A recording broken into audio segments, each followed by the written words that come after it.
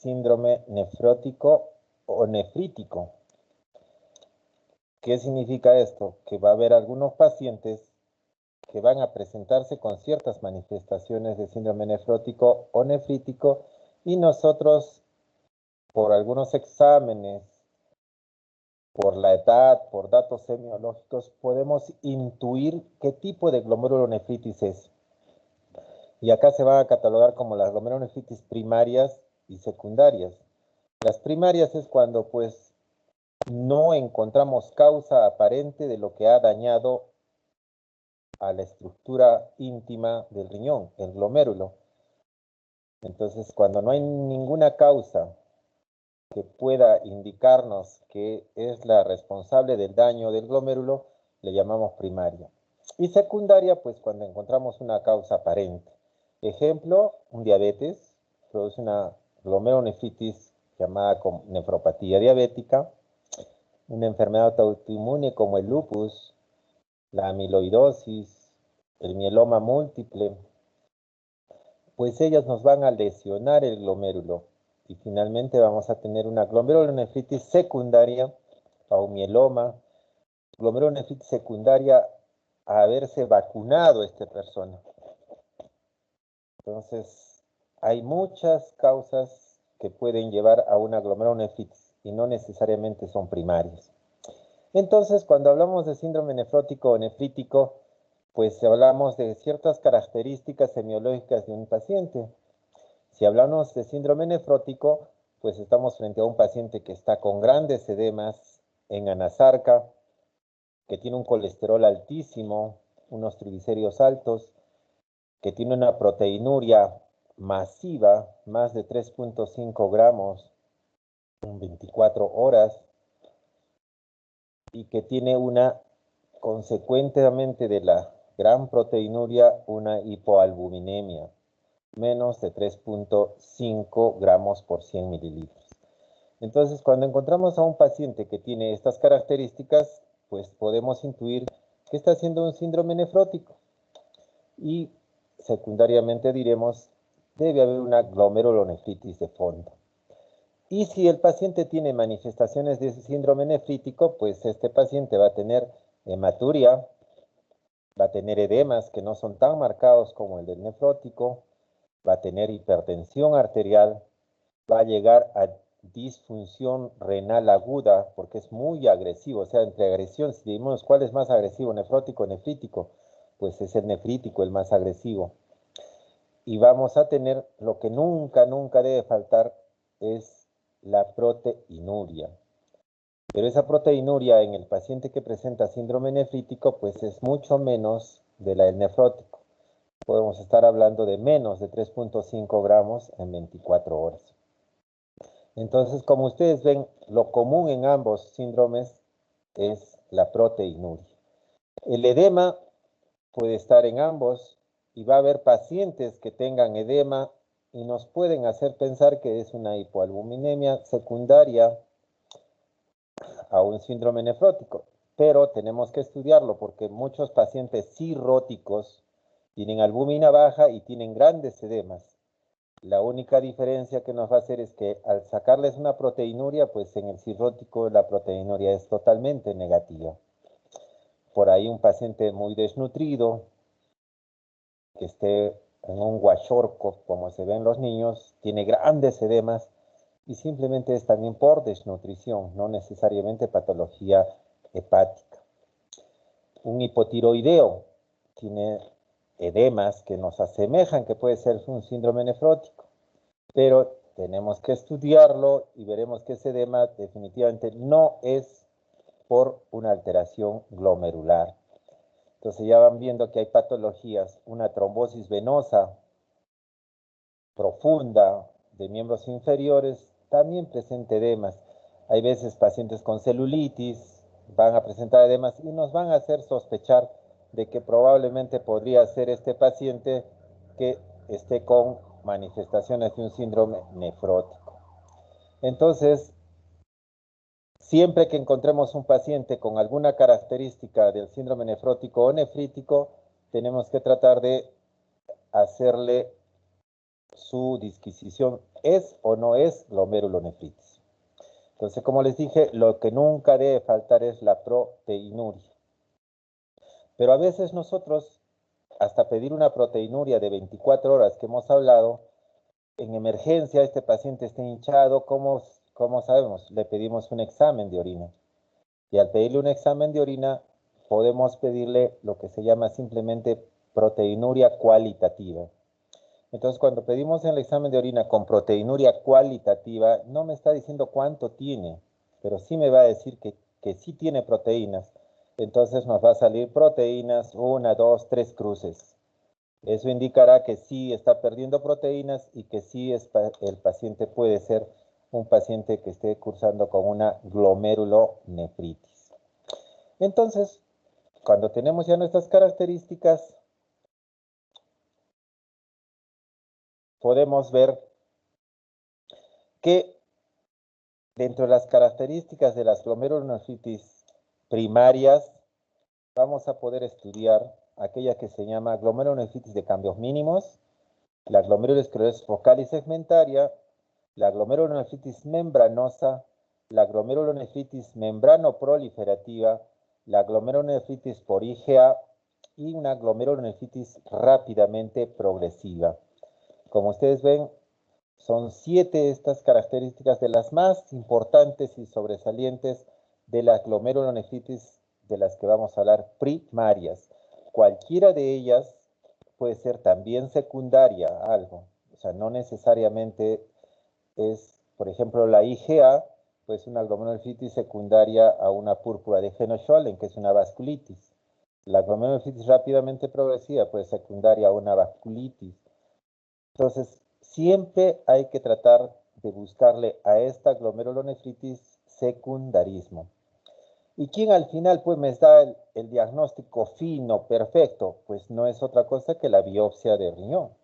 Hacemos una biopsia, la mandamos al patólogo, le hace una microscopía óptima, le hace coloraciones especiales, lo lleva a inmunofluorescencia y nos va a dar el diagnóstico pues definitivo. Casi para todos los trastornos de estos de glomerulares, casi el tratamiento va a ser parecido o similar. Entonces la biopsia la hacemos más que todo para que nos dé el diagnóstico preciso, nos dé el momento que estamos empezando a tratar a nuestro paciente y nos va a dar el pronóstico. Si hay mucha esclerosis, si hay mucha fibrosis, el pronóstico del paciente no va a ser tan bueno en la recuperación, va a ser muy resistente.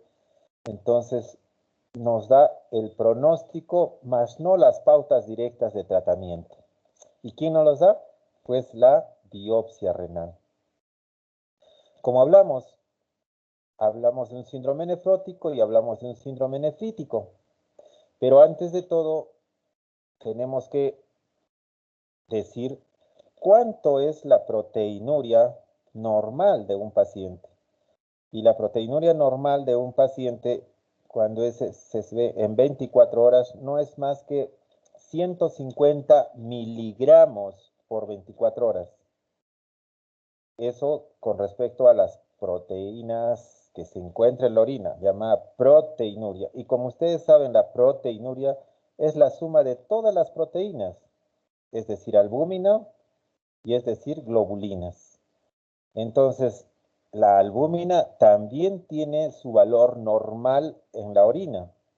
Y hablamos que menos de 30 miligramos en 24 horas, menos de 30 miligramos de albúmina en orina de 24 horas, eso es normal.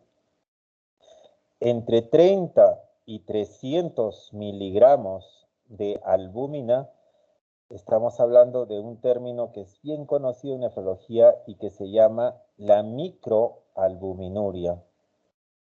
Y hablamos de más de 300 miligramos en 24 horas de albúmina, ya tenemos una macroalbuminuria, o sea, ya bastante proteína en orina. Pero ojo, esto solo es en base a albúmina. Si medimos las globulinas, puede ser que tengan un poco más. Entonces, cuando tenemos un paciente que tenga síndrome nefrótico o nefrítico, tenemos que pedir muchos exámenes y dentro de ellos, para definir esta microalbuminuria o proteinuria, tenemos que pedir lo que se llama electroforesis proteica en orina. Entonces, cuando pedimos la electroforesis proteica en orina, nos va a dar las características de esta proteinuria. Hay una, por ejemplo, que es muy selectiva y vamos a encontrar albúmina en gran cantidad. Entonces, quiere decir que la albúmina es lo único que se está perdiendo y como la albúmina es una molécula muy grande, quiere decir que todas las globulinas que son más pequeñas se han reabsorbido. ¿Y en qué ocurre? Pues ocurre en el paciente que tiene una glomerulonefritis de cambios mínimos. Y cuando tiene glomerulonefritis de cambios mínimos, la proteinuria es casi selectiva a albúmina. Entonces, así nos va a ir indicando hacia qué glomerulonefritis es con las características propias semiológicas de cada paciente. Entonces, cuando hablamos de síndrome nefrótico, podemos hablar que ¿qué está ocurriendo? Pues hay una injuria de la célula epitelial.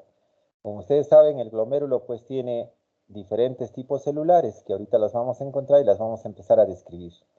Entonces, cuando hay injuria de la célula epitelial, probablemente es mediada por citoquinas liberadas por células mesangiales, células mononucleares, células inflamatorias, y ahí estamos hablando de lo que se va a llamar glomerulonefritis de cambios mínimos o glomerulosclerosis focal y segmentaria.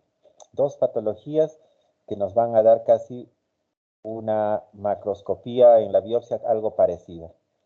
Si encontramos complejos inmunes en situ que están adheridos al complemento en un espacio llamado subepitelial, pues estamos hablando de una glomerulonefritis membranosa. Y si encontramos depósitos en la membrana basal glomerular, estamos hablando, por ejemplo, de una amiloidosis. Entonces son glomerulonefritis secundarias, pero que nos van a producir un tipo de manifestaciones de síndrome nefrótico. Y si hablamos de nefrítico, pues la agresión es mucho mayor. Entonces estamos hablando de formación de complejos inmunes circulantes, donde va a haber adhesión del complemento en el mesangio o en el espacio subendotelial. Y ahí estamos hablando de una glomerulonefritis por IgA, o llamada también mesangial. Y si vemos que hay anticuerpos circulantes, pues tipo ANCA, que no son otra cosa, anticuerpos de citoplasma de neutrófilos, pues esos son típicos de lo que vamos a conocer como vasculitis. Y eso es muy frecuente en la glomerulonefritis rápidamente progresiva o crescéntica. ¿Por qué crescéntica? Porque forma medias lunas. Entonces, como íbamos viendo, hay algunas de las glomerulonefritis que nos pueden dar predominantemente síndrome nefrótico o predominantemente síndrome nefrítico, pero en algunas no se excluye, puede tener manifestaciones de ambos síndromes. Por ejemplo, la glomerulonefritis de cambios mínimos definitivamente me da un síndrome nefrótico casi puro. No da manifestaciones de nefrítico, pero puede dar, no quiere decir que no dé, pero puede dar. La focal y segmentaria pues da manifestaciones de síndrome nefrótico con alguna manifestación de síndrome nefrítico, el cual puede ser hematuria. La nefropatía membranosa puede dar manifestaciones de nefrótico y manifestaciones de nefrítico, como que es probablemente hipertensión arterial. La nefropatía por IgA da manifestaciones de nefrítico y de nefrótico, pero más de nefrótico. De nefrítico, ¿qué me puede dar? Hematuria e hipertensión arterial. La membrana proliferativa me da más nefrítico y también me puede dar nefrótico.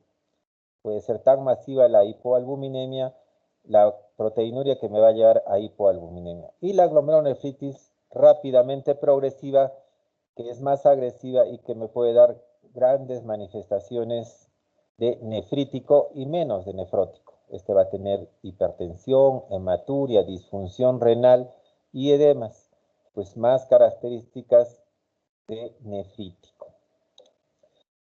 nuestra unidad funcional del riñón, nuestro glomérulo, y donde tenemos que reconocer pues todas las capas y todas las estructuras que hay en este.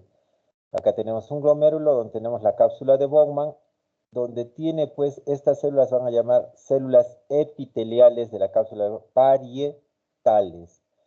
O sea, las células epiteliales parietales son las que recubren prácticamente toda la cápsula de Bowman.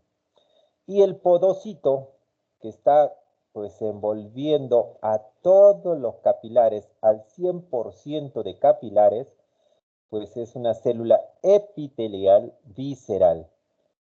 En amarillo vemos la célula endotelial, que está anclada en lo verde, que es la membrana basal, y por encima de la membrana basal está el podocito. Entre capilar y capilar hay unas células, las células celestes, que no son otra cosa más que las células mesangiales, y van a tener un espacio donde van a estar, que se va a llamar el espacio mesangial. Entonces, como ustedes ven, en las glomerulonefritis toda esta arquitectura, toda esta está alterada. Acá vemos otras estructuras que está por donde se junta túbulo contorneado distal y se pega a una arteria y forma el famoso aparato yuxtaglomerular, podemos decir cuál es la arteria que está a ese lado. Entonces esa es la arteria aferente, la que está llevando la sangre al glomérulo. Y la que está libre es la arteria eferente, donde sale la sangre del glomérulo, pues de haberse filtrado con diferentes características y que después de esa arteriola eferente va a irse por los túbulos y se va a volver a transformar en capilares y van a ser los capilares peritubulares. Esos capilares peritubulares pues van a estar adyacentes a todo el túbulo contorneado proximal, a la porción descendente del asa de Henle, y va a estar recogiendo todo lo que en el contorneado proximal se está recuperando, reabsorbiendo. Entonces vemos la histología, y en la histología podemos ver pues un glomérulo normal, donde se ve pues núcleos que pueden pertenecer al endotelio, a la célula mesangial o al podocito, pero no son muchos, son pocos. Cuando vemos muchos núcleos, definitivamente eso está alterado. Cuando vemos mucha matriz, sea mesangial o subepitelial, poco a poco iremos conociendo los espacios, entonces vamos a ver que definitivamente va a haber alteración en la microscopía óptima, pues aparentemente normal de un glomérulo. Este espacio es el que se va a alterar en la glomerulonefritis. ¿Y cuál va a ser? Pues es el espacio conformando la barrera de filtración. ¿Qué conforma la barrera de filtración? Pues lo conforma el endotelio con sus huecos y fenestras. Lo conforma la membrana basal, que vamos a ver de qué está constituida, pero simplemente al ojo tiene tres capas: la rara interna, la densa media y la rara externa. Y en eso se asienta nuestra célula epitelial visceral, el podocito, que se empieza a anclar. Y ya vamos a ver cómo se ancla, con qué tipo de proteínas se ancla a la membrana basal. Y cuando hay alteración de ello, pues el paciente definitivamente va a tener proteinuria. Y con la proteinuria, pues todas las manifestaciones de daño glomerular. Y esto que está por encima del podocito ya es el espacio urinoso que estará entre la cápsula de Bowman y el podocito. Todo eso va a terminar en el túbulo contorneado proximal, especie de embudo, y todo se va a filtrar ahí.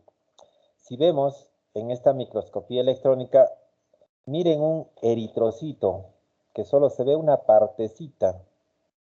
Un eritrocito para el podocito, para la fenestra, es inmensamente grande. Entonces, cuando yo tengo un hematíe en orina y digo que es expresión de que es una hematuria glomerular, lo que tengo que estar pensando y sospechando es que toda esta estructura, esta barrera de filtración, ya no es una barrera, se ha destruido, se ha roto. Y al romperse, pues por la liberación de citoquinas, perforinas, enzimas, destruyen esta barrera y el eritrocito va a pasar. Va a pasar al espacio urinoso, del espacio urinoso al túbulo contorneado y finalmente lo vamos a encontrar en orina. ¿Y qué nos van a decir? Que este paciente tiene una hematuria. Entonces, cuando un paciente tiene hematuria, nosotros tenemos que decir, ¿esta hematuria es de origen glomerular o es de origen extraglomerular? Ejemplo, la tuberculosis, ejemplo, una litiasis urinaria, donde se ha formado una piedra que mayormente se forman en los cálices, pasan de los cálices a la pelvis y después pasan al uréter y no necesariamente nos producen cólico renal, pero sí van lesionando el uréter y vamos a encontrar sangre en la orina. Eso también es hematuria. Entonces, ¿cuál es la diferencia entre una hematuria glomerular y una hematuria no glomerular? Entonces, nosotros tenemos que pedirle a nuestro amigo de laboratorio que nos haga lo que se va a llamar una morfología de glóbulos rojos. Entonces, el laboratorio nos va a decir, su paciente tiene un 5% de glóbulos rojos dismórficos. Entonces, nosotros diremos, esa hematuria no es glomerular. ¿Por qué? Porque es muy poca y a veces simplemente el clima, las condiciones de la orina hacen que este hematíe se ponga raro, dismórfico, alterado. Entonces, para que sospechemos en una hematuria glomerular, debemos estar encontrando más de un 30% de glóbulos rojos dismórficos. ¿Y por qué? Porque estos glóbulos rojos, al pasar, son redonditos, todos vitales, pero al pasar por la médula, en el asa de Henle, por ejemplo, donde tenemos una osmolaridad bastante alta, que llega hasta los 1200 miliosmoles, y el eritrocito tiene solo 300 miliosmoles, es la osmolaridad de la sangre. Entonces, ¿qué va a hacer este eritrocito? Pues para tratar de regular las osmolaridades, pues se va a deshidratar, va a salir agua hacia donde está la osmolaridad mayor y el eritrocito pues ya no va a ser tan redondo, tan vital y se va a convertir pues en lo que le vamos a llamar dismórficos.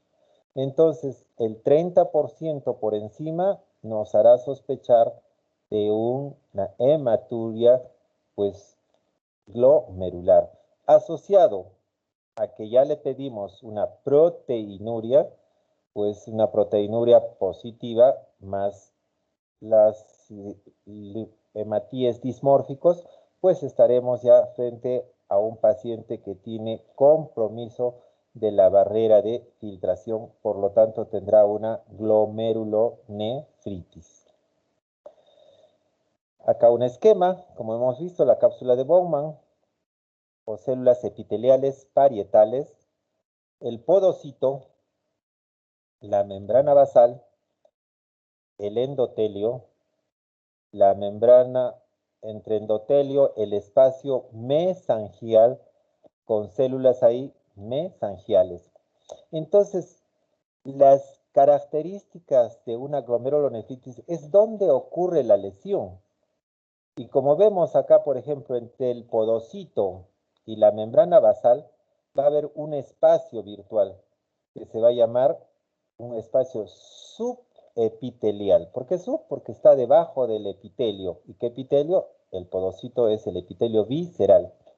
Y cuando ahí pues hay agresión de esto, de este espacio, hay unión de antígenos anticuerpos, hay antígenos que están quedándose atrapados allí, Entonces vamos a tener, pues, lo típico va a ser una glomerulonefritis membranosa o una glomerulonefritis postinfecciosa. Pues si la lesión está dentro de la membrana, vamos a tener pues depósitos intramembranosos, entonces también vamos a estar hablando de una glomerulonefritis membranosa y una glomerulonefritis mesangiocapilar tipo 2 o membrano proliferativa tipo 2. Si la lesión y el acúmulo de linfocitos macrófagos está en el espacio mesangial, pues estaremos hablando de la nefropatía por IgA o glomerulonefritis mesangial o de Bergier, de una glomerulosclerosis focal, de una nefropatía mesangial no por A, sino por IgM, y también quienes van a ir acá son las glomerulonefritis rápidamente progresivas. Y hay otro espacio entre el endotelio y la membrana basal. Será un espacio subendotelial. Y si hay lesión de este espacio, pues estaremos hablando de una nefropatía por IgA, que es la glomerulonefritis mesangial, una glomerulonefritis membrano proliferativa o mesangiocapilar tipo 1 y también una glomerulonefritis rápidamente progresiva. Entonces, miren, cuando la agresión, el daño está en el subendotelio y en el mesangio, pues las agresiones son más severas que si estuvieran localizadas en otros espacios. ¿Por qué? Porque en los dos, miren, me va a dar lo que se va a llamar la glomerulonefritis rápidamente progresiva. Y esa, si no hacemos lo correcto, pues vamos a perder la funcionabilidad de nuestro riñón y el paciente se quedará con enfermedad renal en estadio 5 y tendrá que hacer terapia de reemplazo renal para toda su vida. Acá una microscopía electrónica del podocito, cómo está abrazando este podocito al 100% de todos los capilares. Ojo, el podocito recubre al 100% de todos los capilares. Entonces vamos a empezar a conocer nuestra barrera de filtración y los mecanismos por los cuales pues el paciente va a perder proteínas. A lo que se conocía antes, a lo que se conoce ahora, pues es bastante la diferencia. Antes se hablaba de la barrera de filtración que tiene características de permeselectividad para la carga y tamaño de las moléculas. Definitivamente, pues, las moléculas de mayor tamaño, como la albúmina, no son fáciles de que se pierda. Pero, doctor, usted ha dicho que podemos encontrar 30 miligramos de albúmina en orina de 24 horas. Sí, incluso se filtra mucho más de 30 miligramos. Se filtra más o menos 10 miligramos por litro de filtrado. Y nosotros, ustedes saben que filtramos 180 litros en 24 horas. Entonces, ¿cuánto de proteína tipo albúmina se ha filtrado? Un promedio de 1800 miligramos. ¿Y qué ha pasado entonces? Estos 1800 se han filtrado porque las cargas se atraían, había más presión en el glomérulo, entonces hace que se pierda cierta proteinuria. Pero como el túbulo contorneado proximal está indemne, está sano, va a recuperar toda esa carga filtrada. Y lo único que puede escapar es menos de 30 miligramos. Ojo, entonces, cuando tenemos nuestra barrera de filtración bien, digamos, sin daño, entonces vamos a reabsorber la gran cantidad de albúmina. Y hablamos de la membrana basal, donde están pues implantados tanto el podocito como el endotelio. y van a formar una estructura. ¿Qué es lo que compone la membrana basal? Escuchen, entonces la membrana basal está conformada por colágeno tipo 4, y si este colágeno pues no tiene las características propias, vamos a tener el famoso síndrome de Alport. Proteinuria. Síndrome de Alport no es otra cosa, una enfermedad genética donde a la glomerulopatía que tiene este paciente se va a agregar sordera. Entonces el síndrome de Alport, aparte de tener glomerulonefritis, tiene sordera. Ya. Entonces es una lesión de la membrana basal. Tenemos proteoglicanos, que el más importante son los glusaminoglucanos, el heparansulfato y otros. Y tenemos una estructura llamada la laminina, que son proteínas también que van a estar en toda la membrana basal. Y la laminina 521, que no es alfa 5, beta 2 y gamma 1. Ratones carentes de esta laminina pues han tenido severas proteinurias. Y cuando ha presentado esta lesión en la laminina, pues también estamos hablando de otro síndrome, así como el de Alport, estamos hablando del síndrome de Pearson. ¿Y qué tiene este síndrome de Pearson? El Alport tenía sordera, el Pearson tiene alteración en la visión.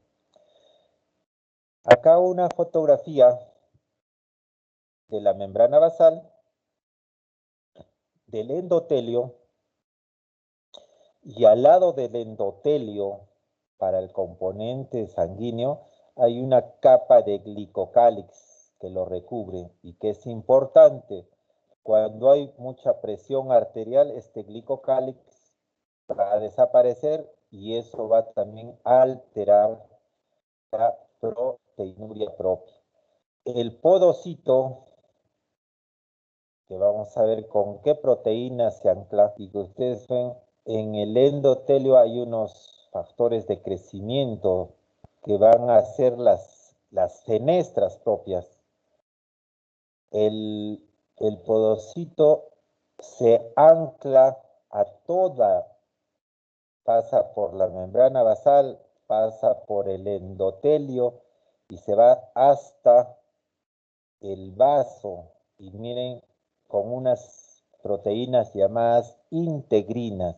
Esas integrinas pues van a ocasionar pues, los anclajes y le van a dar estructura a toda esta barrera de filtración.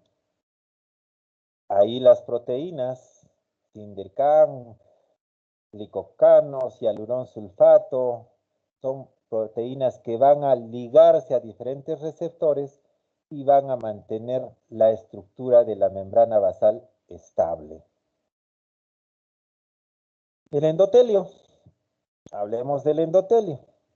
Tiene su núcleo y tiene huecos. Tiene fenestras. Y detrás de la fenestra estará la membrana basal glomerular.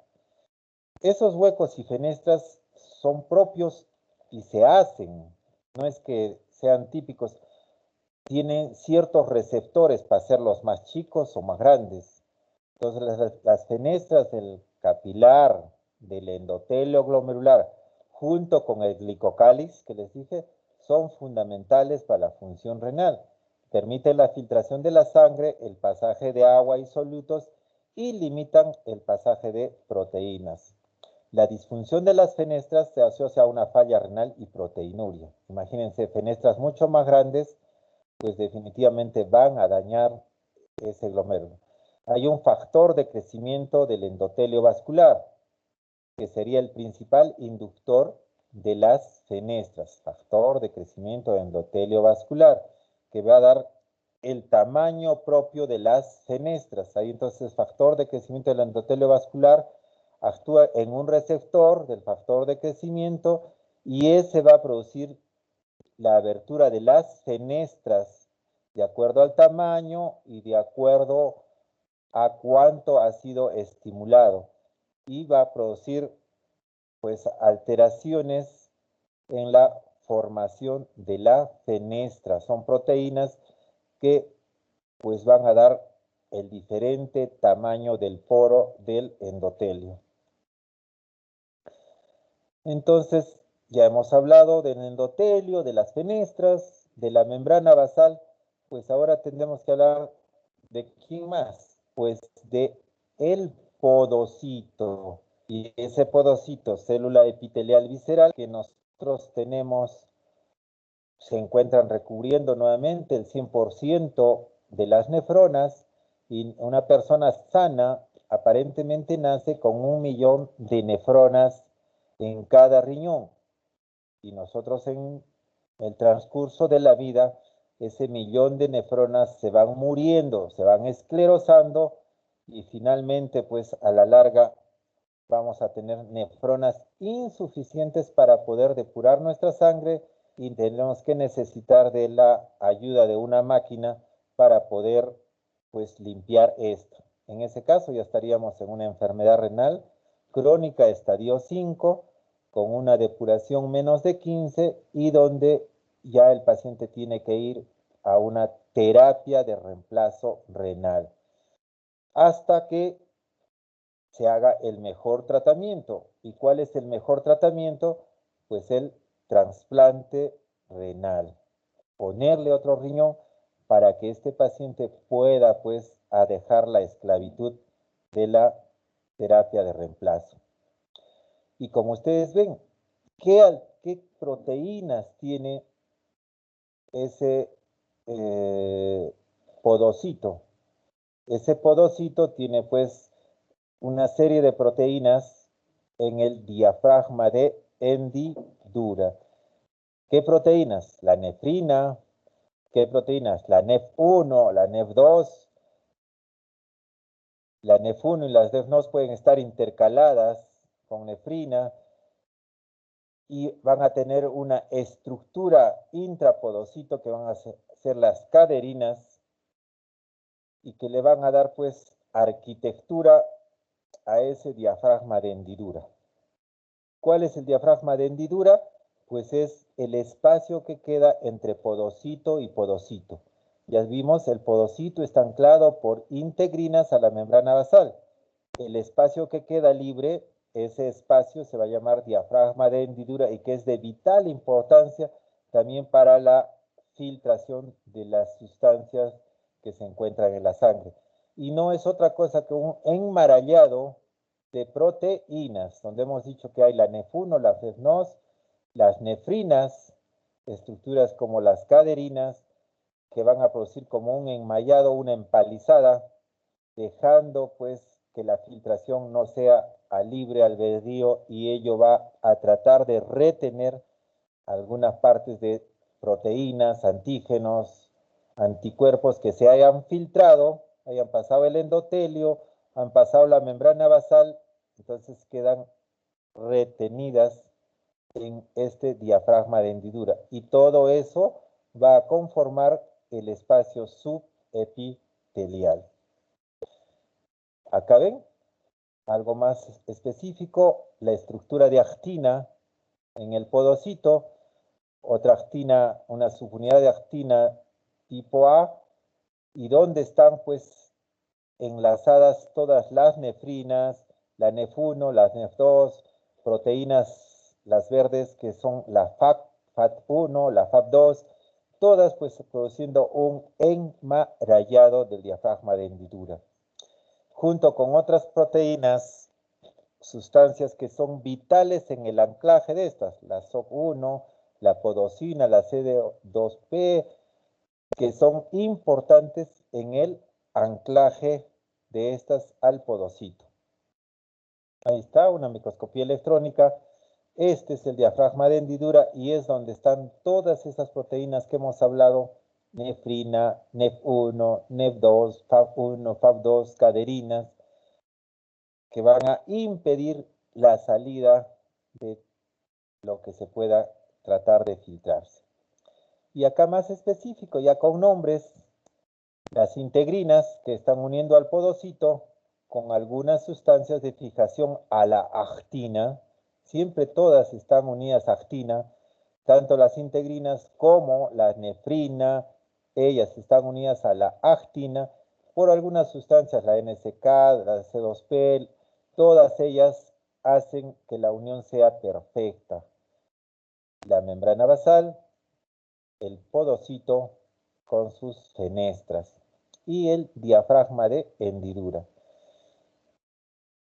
Los pedicelos están unidos a la membrana basal, como hemos dicho, por las integrinas, que son glucoproteínas. Razones de carentes de estas integrinas pueden pues mostrar alteración en la barrera de filtración y producir severa proteinuria. Se demostró que las integrinas alfa-3 beta-1 son el mayor receptor de las lamininas. Acá hay una sustancia llamada laminina donde va a estar en estrecha relación con estas y alteración de esto pues va a producir proteinuria. Las integrinas se relacionan con esta proteína, la ILK, que es una una quinasa ligada a integrinas, con las tetrapapsinas, la CD151, que relaciona tanto la membrana basal como al citoesqueleto de actina. La actina ya han visto cómo está recorriendo todo el podocito, entonces está fijándolo. Alteración de esto, pues definitivamente va a lesionar la famosa barrera de filtración y vamos a tener proteinuria. Ahí está, nuevamente la actina, una subunidad de actina, la actina A, que están uniendo con ciertas proteínas, la SOC1, la NCK, la CD2AP, las caderinas, y de ellas están unidas a la FAC1, la NEF1, NEF2, las nefrinas, podocinas. Entonces, todas estas sustancias están en estrecha relación, conformadas adecuadamente para evitar la filtración mayoritariamente de proteínas. El diafragma de hendidura en nuestro caso es un puente entre dos pedicelos vecinos, constituye la última valla de la barrera de filtración, está formada por diversas y complejas proteínas relacionadas unas con otras y todas finalmente están conectadas pues al esqueleto de actina. Nuevamente lo volvemos a decir, que nefrina, nef1, nef2, faf1, faf2, podocina, caderinas, C2K, CK, todas ellas están interrelacionadas para tener una estructura arquitectónica adecuada de la membrana de filtración.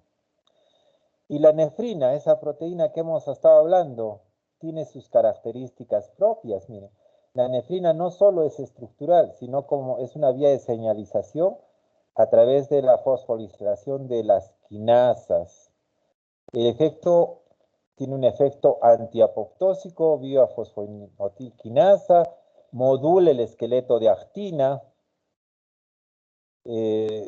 Los niveles bajos de nefrina se han detectado en humanos con nefropatía diabética y en modelos experimentales donde se generó, los intoxicamos con puromicina y daba alteración de esta nefrina.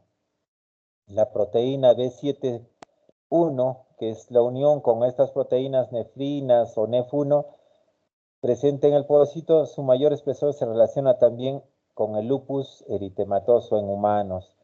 Definitivamente hay mucha alteración de estas proteínas y finalmente pues vamos a tener pues ¿qué?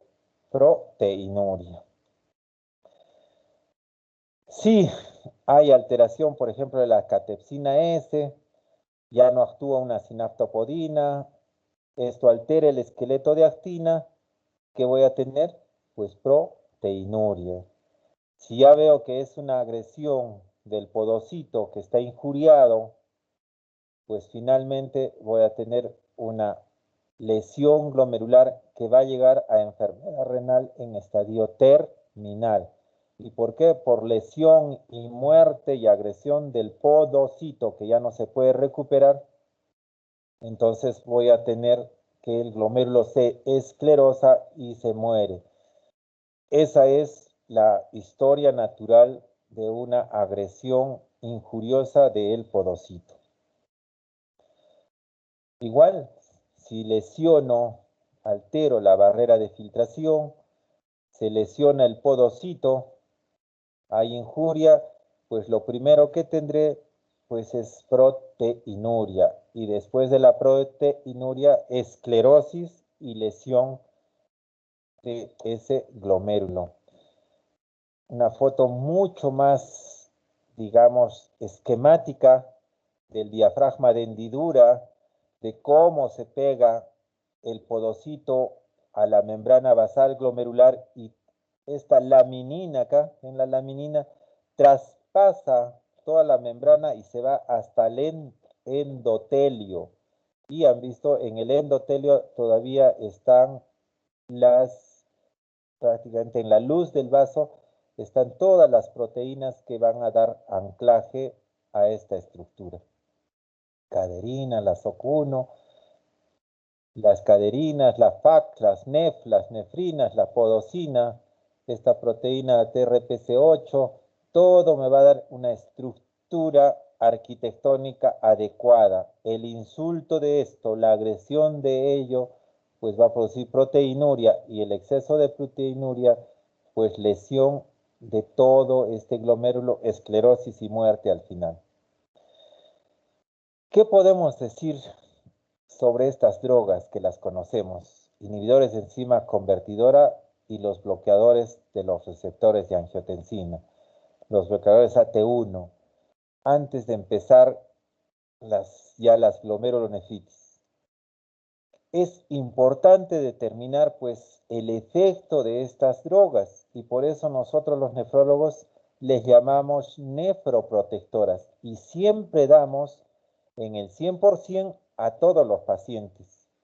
No le daremos a algunos una dosis antihipertensiva, pero sí le damos una dosis minúscula que va a actuar solo en la microcirculación renal, más no en la circulación sistémica. Porque ustedes me dirán, ¿le va a bajar la presión? Pero a la dosis que le daremos no actuará sistémicamente, pero sí en la microcirculación. ¿Y qué vemos?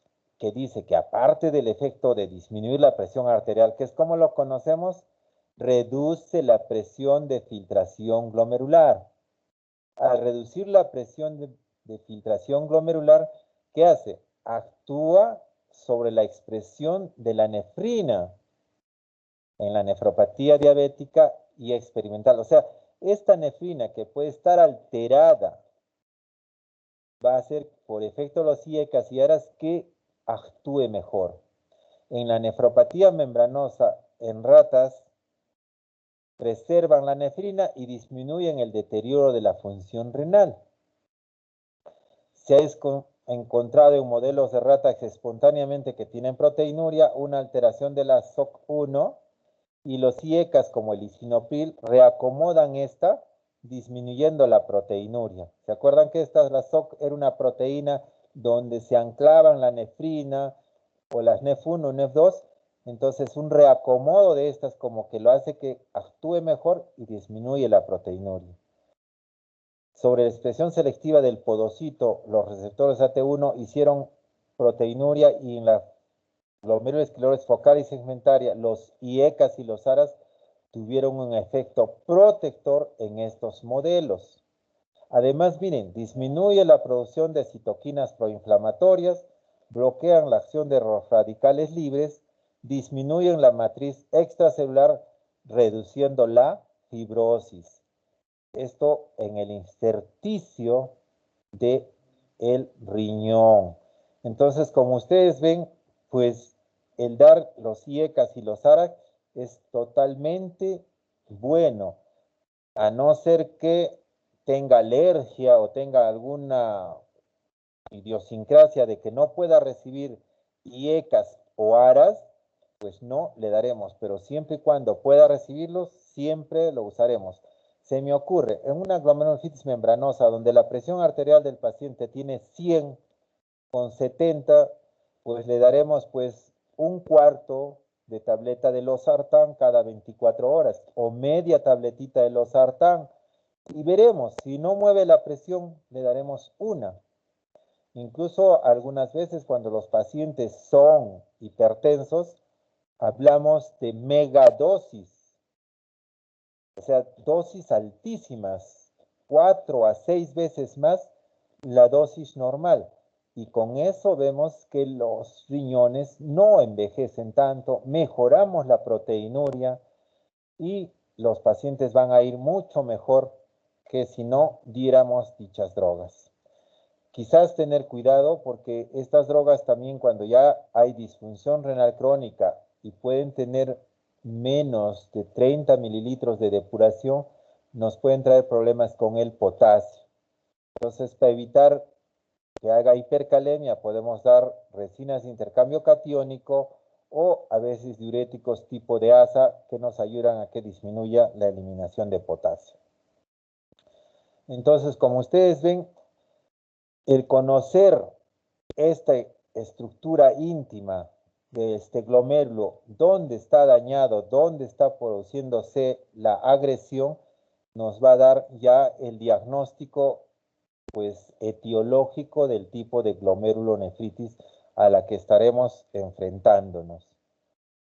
Y los diferentes espacios que hemos venido hablando, donde se va a juntar el antígeno anticuerpo o el antígeno solo o el anticuerpo solo y se encuentran acá en el espacio membranos, y ya tendremos una glomerulonefritis membranosa, o en el espacio subepitelial,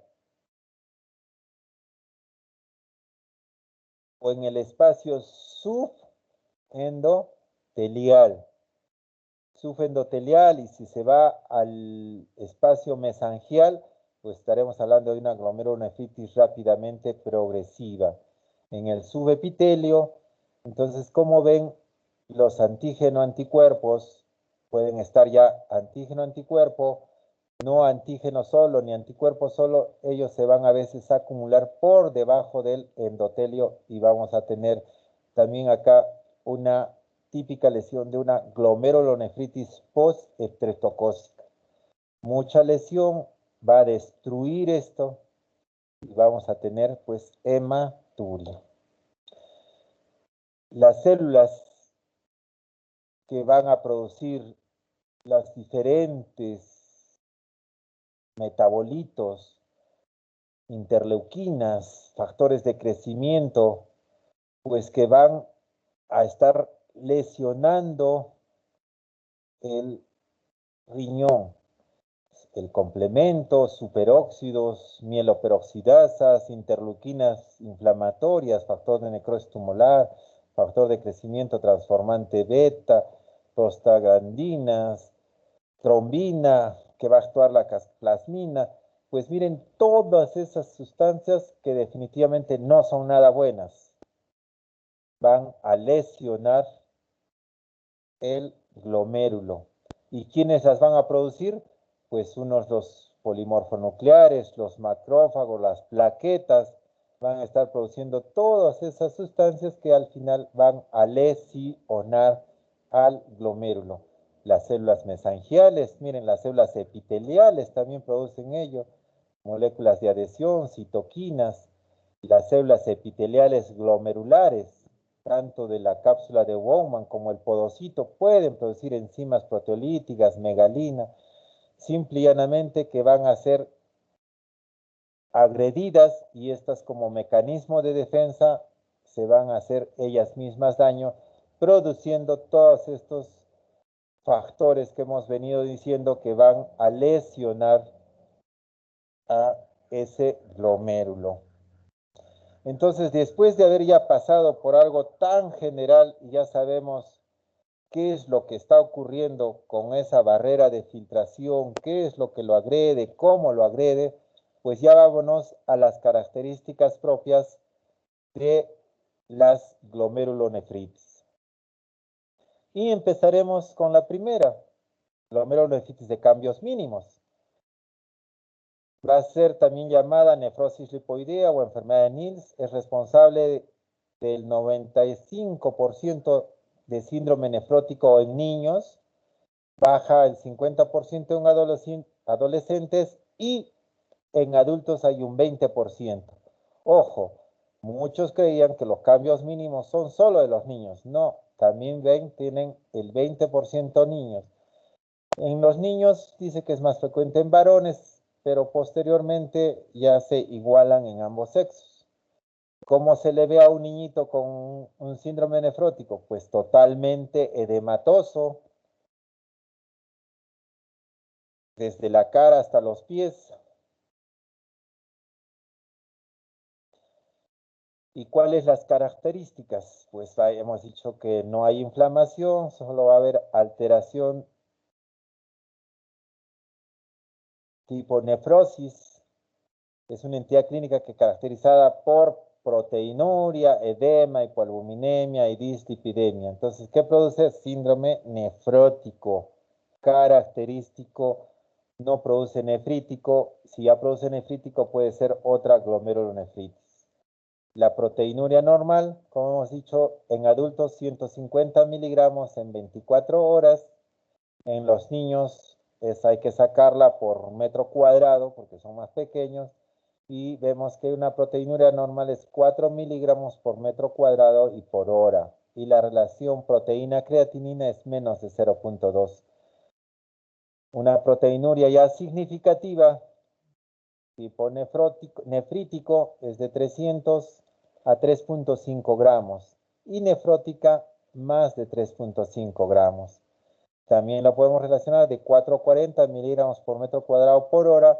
Es una proteinuria nefrítica y una nefrótica más de 40 miligramos por metro cuadrado y por hora. Y una relación proteína-creatinina de mayor de 2.5. Entonces, lo que más conocemos es medir la proteinuria en 24 horas en el adulto. El síndrome nefrótico infantil traduce la enfermedad que es un comportamiento que va desde el debut y lo puede llevar toda la niñez, donde vamos a tener que esta glomerulonefritis va a ser corticoide sensible, corticoide resistente o corticoide dependiente. Puede tener recaídas, puede ser frecuente o esporádicas, o pueden tener pues algunos una remisión y son pues los que van a tener un mejor pronóstico. Entonces, no cuando tenemos un paciente con un síndrome nefrótico niño, tenemos que encasillarlo en cualquiera de estas: córtico sensible, córtico resistente, córtico dependiente, o que va a remitir la enfermedad.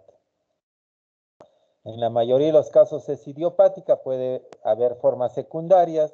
Idiopática es primaria o puede ser dependiente a uso de drogas, antiinflamatorios, penicilina, a unas infecciones, tipo mayormente virales, mononucleosis infecciosa, HIV.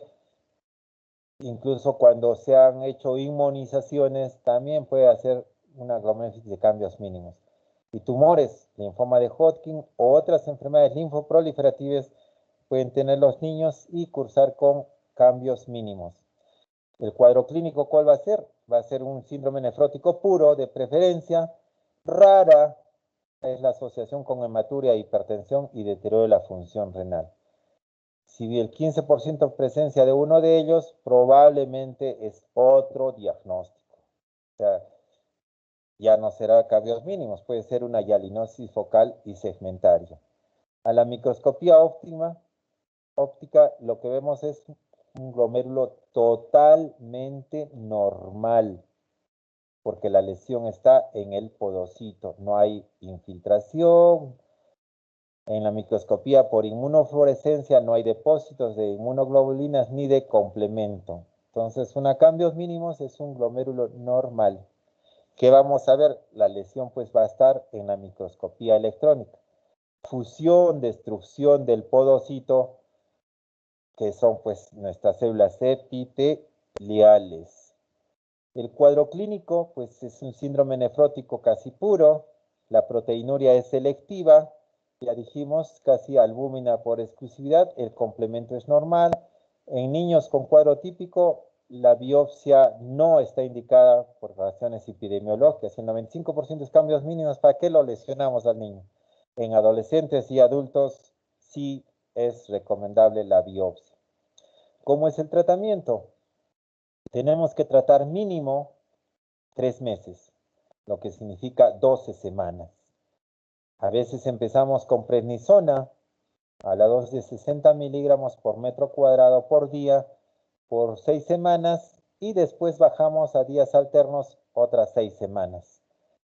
algunos han ido muy bien, otros hemos hecho lo que hacemos con pulsos de metilprednisolona a razón de 15 a 20 miligramos por kilo día por 3 días y luego un mantenimiento de prednisona. El 90% responde, algunos se hacen dependientes de esteroides o algunos son recidivantes frecuentes. Sea con prednisona a alta dosis, no nos gusta dar esta dosis porque 60 miligramos por metro cuadrado día es diario. Por el mes, mes y medio, todos los niños hacen Cushing. Cuando damos una dosis altísima de corticoide y bajamos a mantenimiento de prednisona de 0,1 a 0,2 por kilo por día, pues no hacen Cushing. Pero los problemas dependientes del corticoides va a ser casi parecido. 10% no responden. De ese 10%, un 8% responde a unas terapias alternativas y un 2% se hacen pues refractarios. Hay que optar por otro tipo de tratamientos. Los respondedores esteroides, cuando hay remisión completa a las 12 semanas, o sea, a los 3 meses, pero algunos pueden recaer. Hay que volverle a dar corticoide por más tiempo, ya no 3 meses, sino 6 meses. Algunos se ponen dependientes de esteroides y si no hay respuesta a los 3 meses, tenemos que optar por agregarle alguna a otra droga, como es ciclofosfamida, clorambucil o ciclosporina. Entonces, en esos pacientes que después de 3 meses no responden, podemos optar por apoyarlas con otras drogas inmunosupresoras. Y sí van a ir bien con la adición de estas drogas. Ciclosporina, ciclofosfamida, su hermano de la ciclofosfamida, primo hermano, el clorambucil. Entonces, ya hemos visto cambios mínimos, la gran parte responde. Ahora vamos a ver de la glomerulosclerosis focal y segmentaria, que tiene casi la misma fisiopatología de los cambios mínimos. Y dice que el 15% tiene síndrome nefrótico de los niños y hay un 20% que puede presentar esto a los adultos. Puede ser primaria, idiopática vamos a llamarla como primaria, o también puede ser secundaria a reflujo vésico-ureteral. ¿Quiénes producen vésico-ureteral? Los pacientes prostáticos, los pacientes que tienen una litiasis renal que ha caído al uréter, lo ha lesionado y no hemos hecho nada por desobstruirlo. Ese paciente puede tener una glomerulosclerosis focal y segmentaria. La obesidad mórbida puede darnos glomerulosclerosis focal y segmentaria. Adictos a heroína, riñones remanentes que no tienen muy buena perfusión van a producir sistémicamente algunas sustancias que van a lesionar el glomérulo. Frecuentemente progresa a insuficiencia renal crónica, a veces su tratamiento dice que es controversial, pero siempre hay que dar algo. Acá una lesión en el glomérulo, parte del glomérulo está lesionada, por eso es un segmento de esto. Algunos de los glomérulos, focos con áreas de glomerulosclerosis, y por eso es segmental. Inicialmente son los yuxtamedulares, o sea, los que están próximos a la médula, menos irrigados, son los primeros que se lesionan. Suele haber fibrosis intersticial, pero lo típico es áreas de glomérulos que están sanos, áreas que están enfermos, y dentro del glomérulo empiezan a lesionarse. Este segmentito de este glomérulo está totalmente lesionado. Esto está totalmente normal. Pero el daño probablemente siga progresando y finalmente lo voy a tener a todo el glomérulo esclerosado. Por eso se llama glomerulosclerosis focal y segmentaria. El glomérulo, esto será normal, totalmente lesionado. Esto es normal esta parte está lesionada. Partes normales, partes totalmente lesionadas en el glomérulo. ¿Y qué vamos a encontrar en la histología? Por inmunofluorescencia, que ahí en la lesión vamos a encontrar inmunoglobulina M, complemento C3 en esas áreas de esclerosis. Y a la microscopía electrónica vamos a ver fusión de podocitos en el resto de los glomérulos. El resto que aparentaba ser normal, miren, ya tiene la lesión de cambios mínimos, fusión de los podocitos en el resto de los glomérulos. O sea, es una lesión que uno pudiera pensar que es bastante agresiva. Presenta síndrome nefrótico, la gran parte. Algunos ya tienen hasta el 50% de hipertensión arterial, hasta el 75% de hematuria y hasta el 30% van a producir disfunción renal. La proteinuria es no selectiva, va a haber globulinas y albúmina y puede haber glucosuria, aminoaciduria, fosfaturia o defectos de concentración. Porque estas son pruebas de función tubular. Como ya hay fibrosis, hay lesión tanto del glomérulo y del túbulo, pues voy a tener glucosuria, aminoaciduria, fosfaturia y defecto en la concentración de la orina. Por lo tanto, me dará mayor daño. Sin tratamiento, dice que evolucionan a enfermedad renal terminal, más o menos de 5 a 10 años. Algunos pocos tienen remisión espontánea y para dar tratamiento, pues tenemos que ver que hay factores de mal pronóstico y eso nos obliga a que hagamos algo.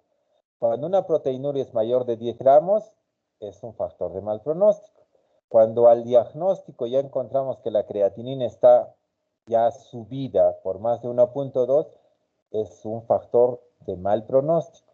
Cuando hay a la biopsia glomeruloesclerosis marcada con compromiso del túbulo en intersticio, pues definitivamente son factores de mal pronóstico. El tratamiento es controversial. Frente a tanta agresión, ¿le damos o no le damos tratamiento? Claro que sí, hay que darle algo. Prednisona, 2 miligramos por kilo, ciclosporina y a veces plasmaféresis o rituximab. Pero la recidiva y la mejoría no es tan espectacular como fuera una cambios mínimos. Otra glomerulopatía, la membranosa, también conocida como extramembranosa, responsable de hasta el 15 al 25% de síndrome nefrótico primario del adulto. O sea, este es más frecuente en adultos. 30% de pacientes con nefropatía membranosa se encuentra una causa secundaria. Puede ser diabetes, mieloma múltiple, amiloidosis. En el 80% son mayores de 30 años, más frecuente en varones. Y si el paciente tiene más de 60 años, tenemos que buscar que un 20% está asociado a neoplasias. Miren, o sea, cuando es membranosa hay que buscar neoplasias. Las causas secundarias pueden ser tipo inmunológicas, lupus, artritis reumatoide, síndrome de Sjögren. Las dermatomiositis nos van a producir glomerulonefritis membranosa. Las neoplasias de pulmón, colon, mama, estómago, riñón, esófago, leucemias, linfomas, nos pueden producir nefropatía membranosa. Infecciones, hepatitis B, sífilis, malaria, también nos van a producir membranosa. Y incluso medicamentos, sales de oro que se usan para la artritis reumatoide, intoxicaciones por mercurio, idiosincráticamente el captopril y antiinflamatorios nos pueden producir una glomerulonefritis membranosa. En la microscopía, ¿qué vamos a ver? Engrosamiento de la pared del capilar glomerular, depósitos subepiteliales como proyecciones que van a ser los speakers, es de acuerdo, estos speakers vamos a ver de acuerdo al estadio evolutivo de la nefropatía membranosa, enfermedad avanzada, hay una imagen de doble contorno, la membrana basal normal y la membrana neoformada por los antígenos anticuerpos que van quedándose retenidos en la membrana basal. La glomerulonefritis membranosa nunca o raramente me va a dar crescénticas, o sea que no da glomerulonefritis rápidamente progresiva. Hay una microscopía óptica donde vemos el capilar con una membrana basal bastante gruesa que nos va a dar la imagen de doble contorno. Gruesas, como ustedes ven, pues membranas basales gruesas, capilares con membranas gruesas. Estamos frente a una glomerulonefritis membranosa. Más bonitas, como ustedes ven, los espiques o las neomembranas que se están neoformando. En la microscopía por inmunofluorescencia vemos una arquitectura pues muy marcada de las membranas basales. ¿Y qué vamos a encontrar ahí? Inmunoglobulinas G y complemento. Hay tres tipos, que diga tres estadios, cuatro estadios, es de acuerdo a la evolución de las neomembranas. Van acumulándose más, se va acumulando más, y finalmente pues da la apariencia de doble contorno. Una membrana basal bastante engrosada, membranosa. El cuadro clínico pues es insidioso, puede producir el 80% síndrome nefrótico, con una proteinuria asintomática, algunos, un 25% tienen hematuria, hipertensión arterial, disfunción renal son raras al inicio, pero se presentan cuando progresa la enfermedad. En estadios ya avanzados de glomerulonefritis membranosa, ya podemos tener disfunción renal. El síndrome nefrótico puede ser severo y la proteinuria es no selectiva y el complemento es normal.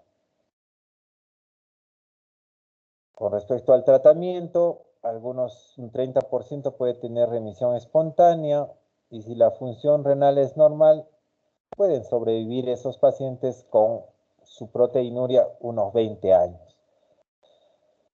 Pueden tener función renal estable y tener una remisión parcial.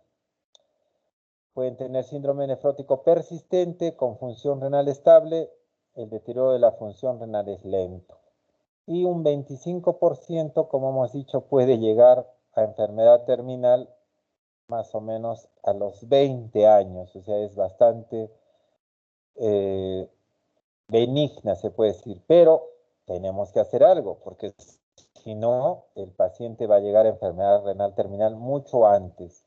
Tenemos que ver que igual hay factores de mal pronóstico o de buen pronóstico.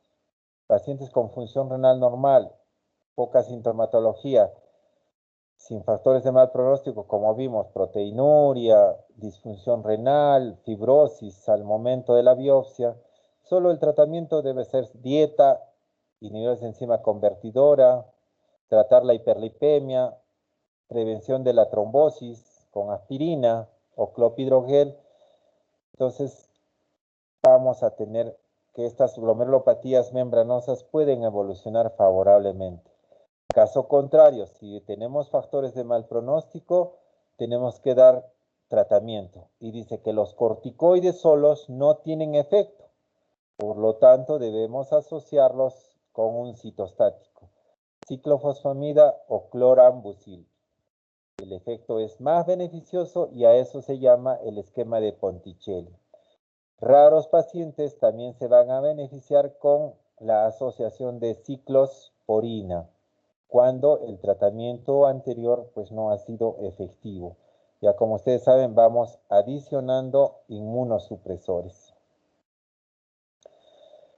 La otra que ya vamos a empezar, glomerulonefritis membranoproliferativa, o llamada también mesangio capilar.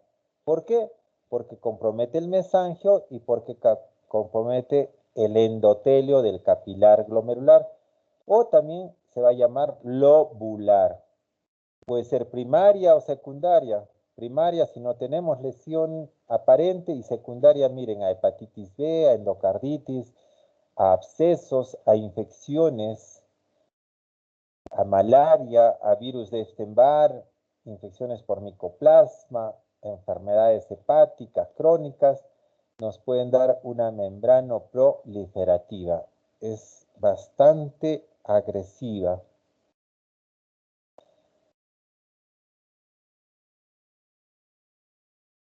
¿Qué vamos a encontrar?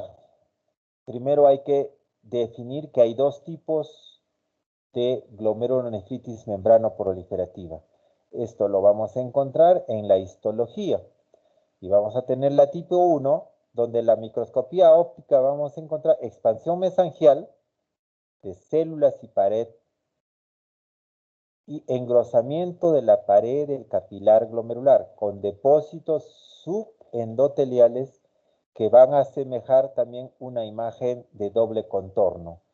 A diferencia de la membranosa que formaba el doble contorno en la membrana, acá va a haber debajo del subendotelio, ahí es donde se va a acumular los depósitos y nos van a dar la imagen de doble contorno de la pared del capilar glomerular.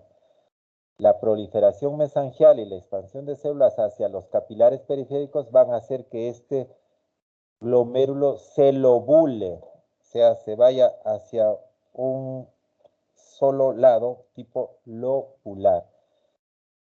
Ahí estamos viendo la agresión del subendotelio. Es esta imagen de doble contorno, pero es debajo del endotelio, no es en la membrana. Entonces acá vamos a tener una membranoproliferatura, lesión del endotelio y lesión del mesangio. Es tipo 1. Lesión del endotelio y lesión del mesangio. Lesión del endotelio y lesión del mesangio.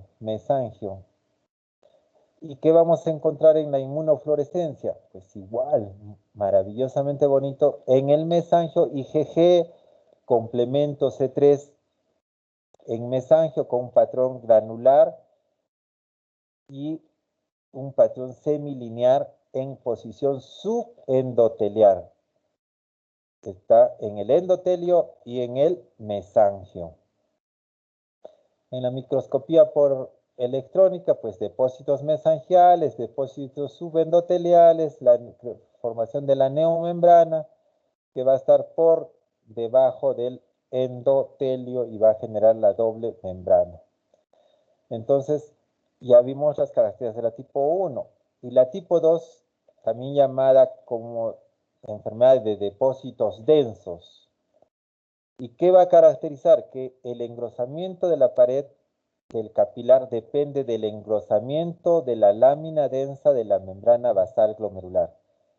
O sea, esta va a tomar membrana basal, o sea, la membrana de el glomérulo.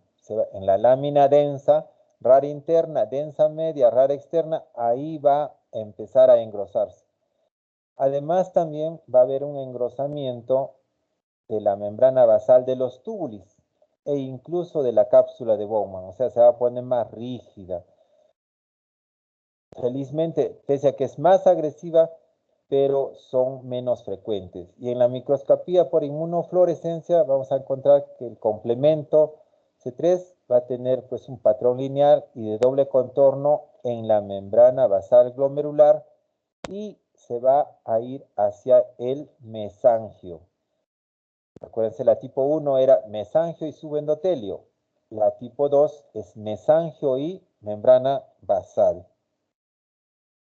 Ahí la imagen donde vamos a tener la membrana basal y el mesangio pues bastante comprometido.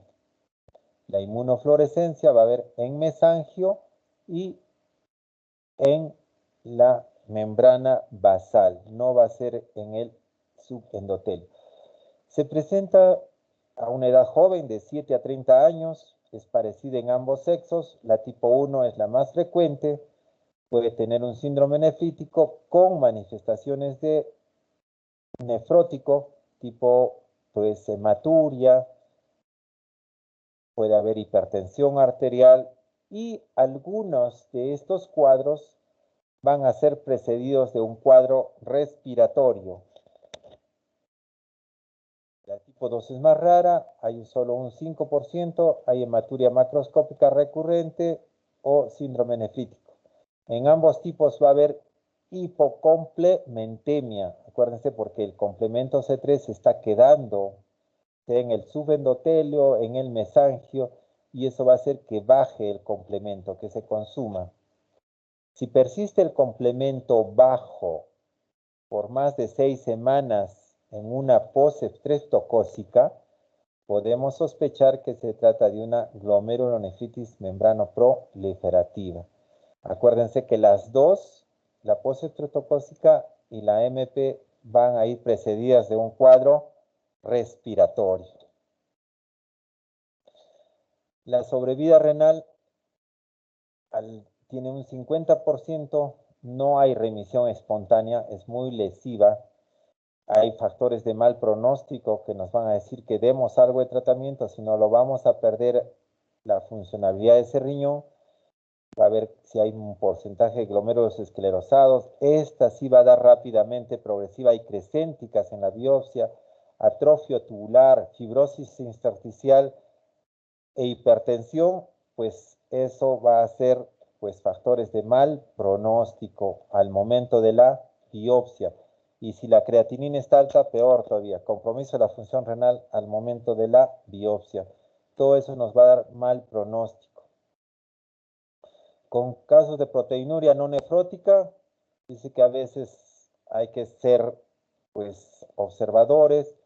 En niños con síndrome nefrótico y función renal deteriorada, uso de corticoides a dosis altas por un periodo de 6 a 12 meses. Y si no hay respuesta, pues tenemos que suspender. Hay que igual agregar antiagregantes plaquetarios. Y si no hay respuesta, también suspender. O sea, damos un tratamiento de prueba. Si no hay respuesta, no tenemos que seguir insistiendo porque el pronóstico va a ser siempre desfavorable. La nefropatía por IgA o mesangial o también llamada de Berger, pues puede ser primaria o secundaria, cirrosis, dermatitis herpética, espondilitis anquilosante, enfermedad celíaca, son causas de secundarismo de IgA. ¿Qué vamos a encontrar? En la microscopía óptima, expansión mesangial de células y de matriz. ¿En dónde? En el espacio mesangial. Afecta a la gran parte de glomérulos y la severidad del compromiso intersticial se correlaciona con la severidad del cuadro. Las glomerulonefritis rápidamente progresivas se ve en los casos severos. O sea, IgA sí puede dar rápidamente progresiva. Lesión del mesangio muy marcada, agresión del mesangio, pues nos va a producir una glomerulonefritis por IgA. Lesión del mesangio por IgA. ¿Qué vamos a encontrar en este mesangio? Pues depósitos de IgA mesangial, pero a veces no solo IgA, puede haber IgG, IgM y complemento. En la microscopía por inmunofluorescencia se ha detectado la IgA, también además del mesangio, pues se ha visto en piel de los pacientes sin compromiso cutáneo, y esto se ve en el espectro de la púrpura de Henoch-Schönlein. En la microscopía electrónica de depósitos electrodensos en el mesangio que se pueden extender hacia el espacio subendotelial. Endotelio y mesangio puede ser IgA. Endotelio y mesangio también puede ser una membrana proliferativa tipo 1. O sea, miren, ya vamos sacando algunas diferencias o algo parecido. La púrpura de Henoch-Schönlein va a dar crescénticas o lesiones de rápidamente progresiva. Va a haber alteración del mesangio.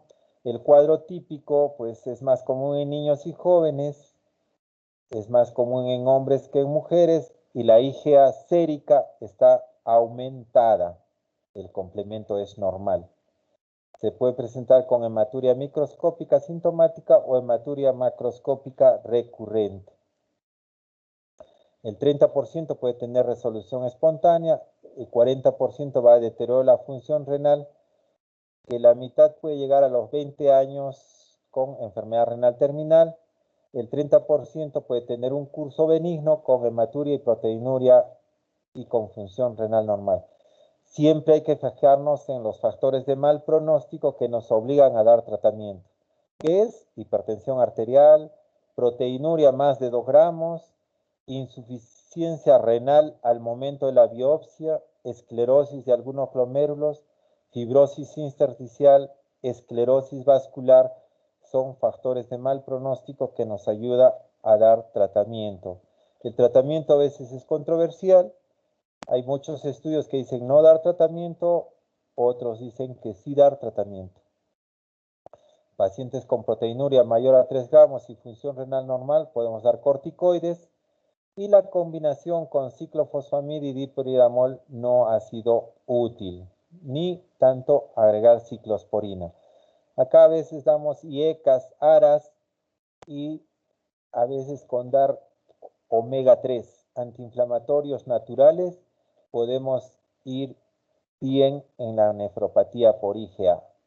Siempre y cuando no tenga mal pronóstico, los corticoides, así como la púrpura de Genotropin, que son muy sensibles a solo corticoides, acá nos podrían ayudar. Simplemente prueba, y si después de 3-4 meses no hay respuesta, simplemente dar nefroprotección con dieta, omegas, ARAS, antiagregantes plaquetarios, que no son dañinos como los corticoides o los inmunosupresores. Y el último, la glomerulonefritis rápidamente progresiva, también llamada crescéntica, que ya hemos venido hablando, o extracapilar, donde hay una pérdida rápida de la función renal. Hay las primarias, tipo 1, 2 o 3, una primaria que está asociada a anticuerpos, antimembrana basal glomerular, la 2, depósitos de complejos inmunes en el glomérulo, y la 3, sin depósitos, pero anticuerpos anticitoplasma de neutrófilos positivo. Estamos hablando de una primaria y una secundaria, pues secundaria a una enfermedad autoinmune, lupus, vasculitis, síndrome de Guth-Pasteur asociada a fármacos o asociada a crioglobulinemias. Estas manifestaciones de una rápida muerte progresiva son muy agresivas. ¿Y qué caracteriza? La presencia de medias lunas o crescénticas en la cápsula de Bowman en más del 60% de los glomérulos. ¿Y qué forma la crescéntica? Células epiteliales, linfocitos, polimorfonucleares, macrófagos o eritrocitos. ¿Y qué va a hacer que ese ovillo que está produciéndose al inicio en un foco de una media luna va prácticamente a lesionar a todo el glomérulo? Va a lesionar y va acompañada de agresión mesangiales y infiltración también del intersticio tubular. Prácticamente es una lesión inflamatoria muy agresiva. Por lo tanto, lo bueno es que es la más rara, solo se presenta el 2% de las glomerulopatías, es más frecuente en hombres y entre la tercera y la sexta década de vida. Va precedida a veces de manifestaciones generales, puede presentarse como un síndrome nefrítico con insuficiencia renal aguda. Y si es secundaria, definitivamente vamos a tener características de la enfermedad de fondo. Se recomienda el tratamiento rápido y agresivo a pesar de la poca evidencia debido al alto riesgo de insuficiencia renal terminal. Podemos dar, cuando hay anticuerpos antimembrana basal, metilprednisolona, plasmaféresis, ciclofosfamida en alta dosis de pulsos.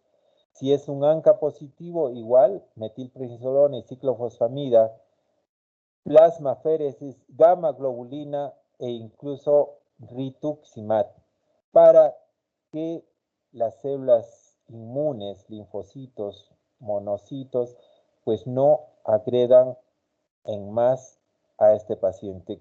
Si no hacemos nada, este paciente con la disfunción renal que presenta se puede quedar en crónico.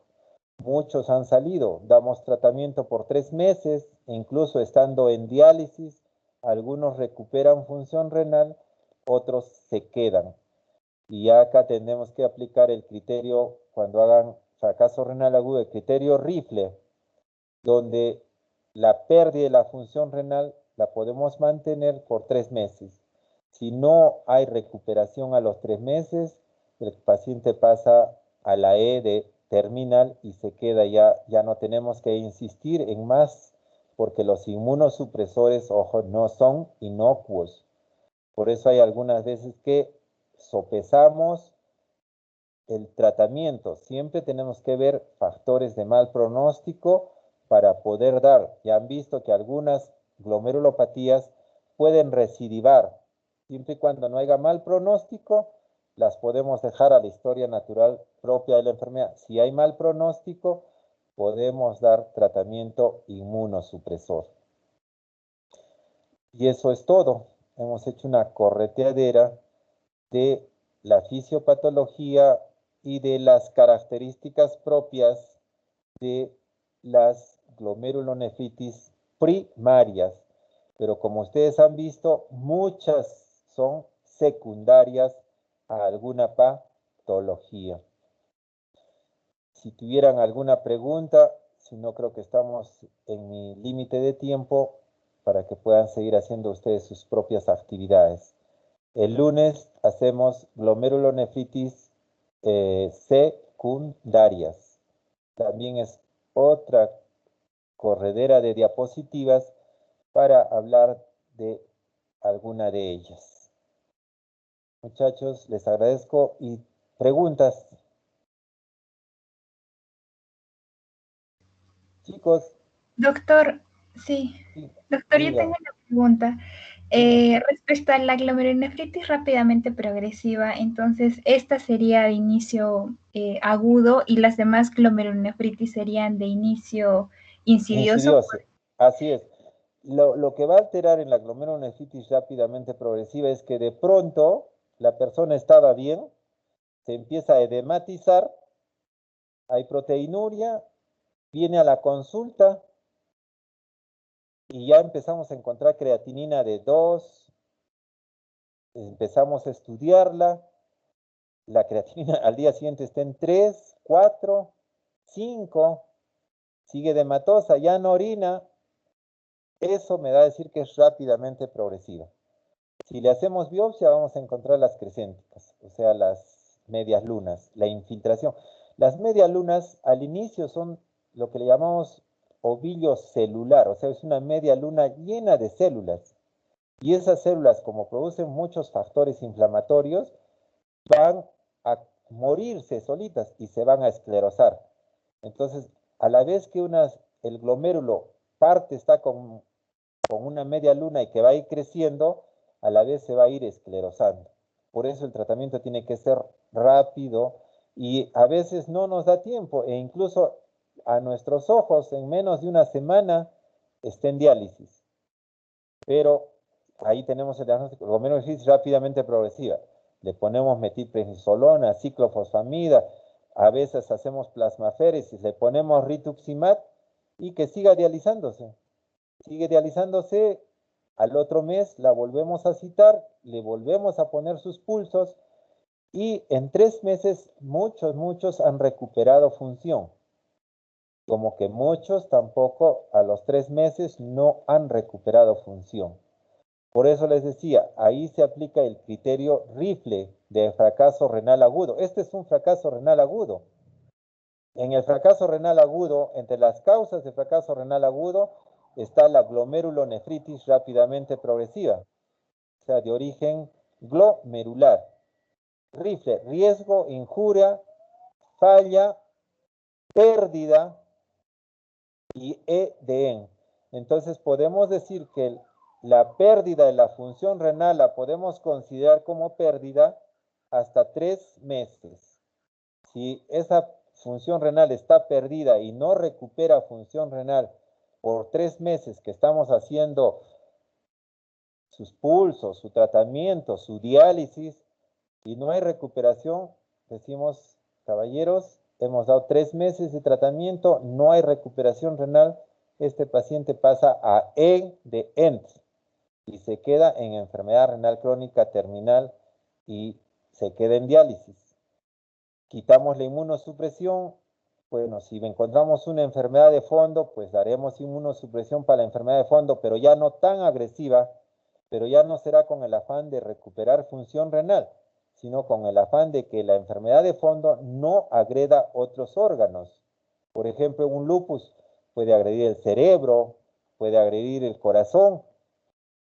Al riñón ya lo agredió, lo mató, pero puede tener una encefalitis lúpica, una carditis lúpica. Entonces, para eso sí damos inmunosupresión, pero no con el afán de recuperar función renal, sino que no agreda otros órganos. Felizmente, el paciente puede estar en terapia de reemplazo renal, pues todo el tiempo que pueda darle, pues vida, ¿no? O sea, la diálisis, si no se hace trasplante en estos pacientes, es hasta el último día de su vida. No es que va a mejorar, ya no mejora el riñón, pero no va a deteriorarse otro órgano. ¿Alguna otra pregunta? Doctor, disculpe, entonces, ¿cuál de todas estas sería la de peor pronóstico? La rápidamente progresiva. Y le seguiría la membrana proliferativa, la IgA no es tan inocua, da rápidamente progresiva. Después sería la focal segmentaria.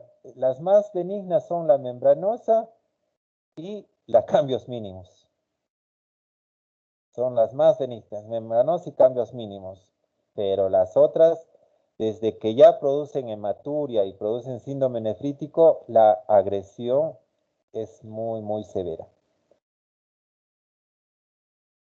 Siguiente, muchachos. Ya, doctor, y una pregunta más, doctor. En la de cambios mínimos dijo de que se daba pulsos de metilprednisolona a razón de 15 a 20, pero había riesgo, inclusive algunos daban de 60, pero con riesgo de Cushing. En esos casos, ¿qué otro tratamiento le daría al paciente? No. Los tratamientos siempre son equivalentes. O da 60 miligramos por metro cuadrado y por día y por 3 hasta semana y media, o das pulso.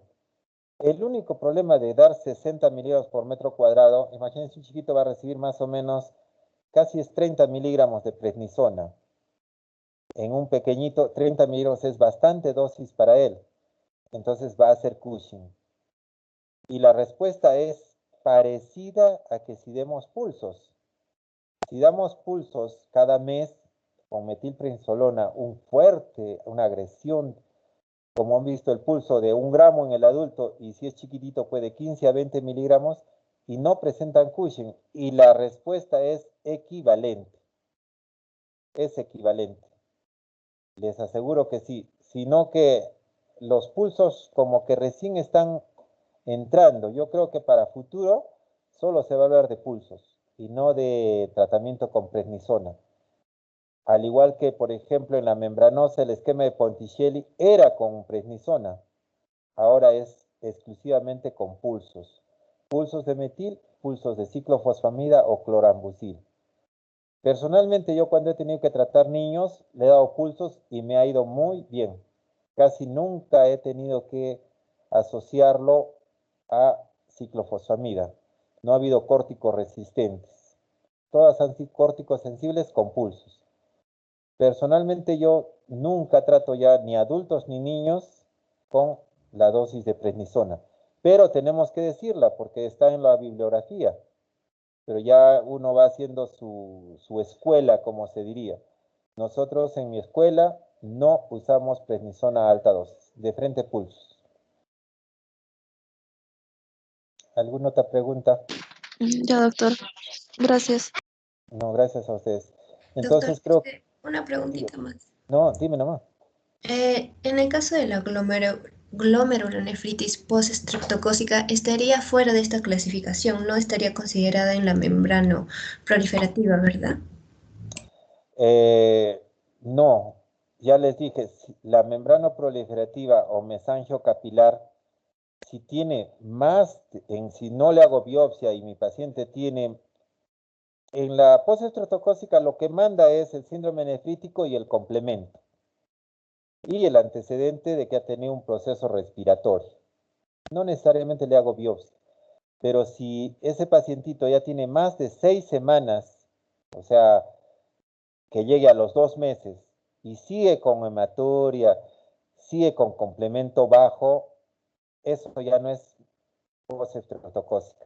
La postestreptocócica la vamos a hablar en secundarias, pero ya no es postestreptocócica y tendríamos que pensar en una membrana proliferativa, porque también la membrana proliferativa, como hemos dicho, va precedida de un proceso respiratorio, el complemento para el diagnóstico está abajo, tiene disfunción renal, pero si eso ya no recupera con solo darle penicilina y ello, ya tenemos que darle inmunosupresión como una membrana proliferativa.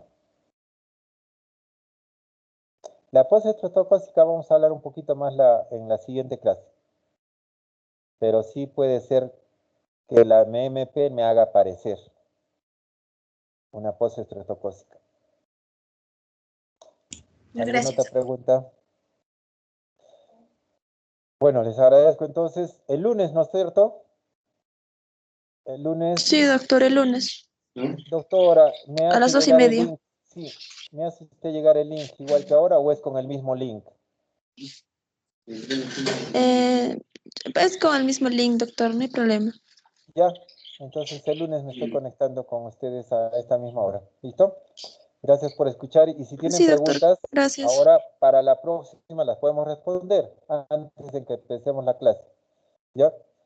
Traten de estudiar lo que han escrito y que no lo haya dicho en las diapositivas. Esa va a ser la venganza de los que no han estado en la clase para el examen. ¿Listo? Nos vemos, Sí, muchachos. doctor, gracias. ¿Ya? Gracias, doctor. Luego. Gracias, Hasta doctor. luego, doctor. Gracias, doctor. Gracias, doctor.